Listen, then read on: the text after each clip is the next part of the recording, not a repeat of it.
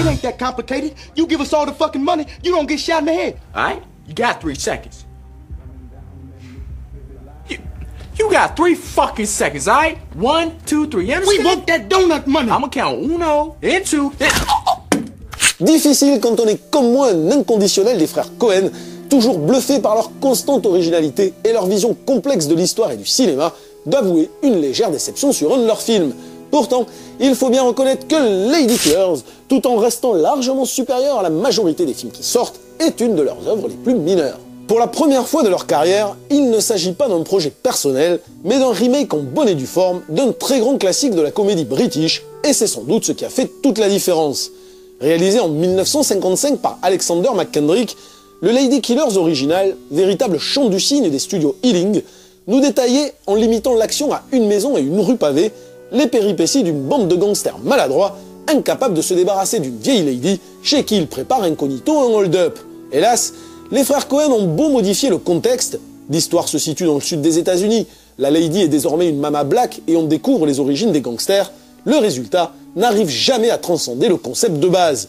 On a le sentiment que les Cohen, aveuglés par un impératif d'originalité, ont à ce point tenté de se démarquer de leur modèle par de nombreux ajouts incongrus qu'ils en ont oublié l'essence comique.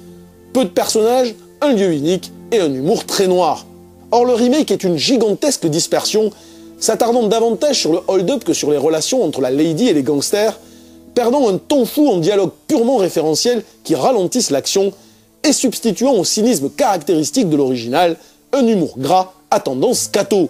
Bien sûr, les Cohen nous gratifient de séquences superbes, comme certains échanges verbaux entre la lady et un Tom Hanks génial, ou encore les confrontations nocturnes sur un pont fantastique, mais leurs personnages, présentés comme des fonctions, donc ouvertement caricaturaux, ne sont pas attachants, et l'humour qui résulte de leur incompétence, jamais drôle, car noyé dans un flot de digressions narratives, souvent laborieuses. Dommage, mais le film reste toutefois une vraie curiosité, car même inégale, une œuvre des frères Cohen vaut toujours mieux que 1000 blockbusters.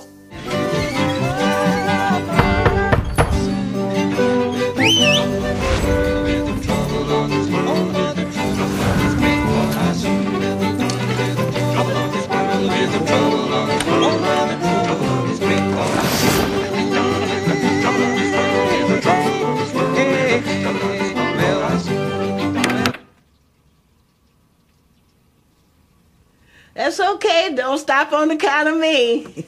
No, not at all, madam. Not at all. We were about to take a break anyway. The glissandi on this particular piece are technically very, very demanding, and I'm sure we would all welcome a moment of R&R. Well, I just thought maybe you'd like to see... What you gotten into, honey? Why you sweating like that?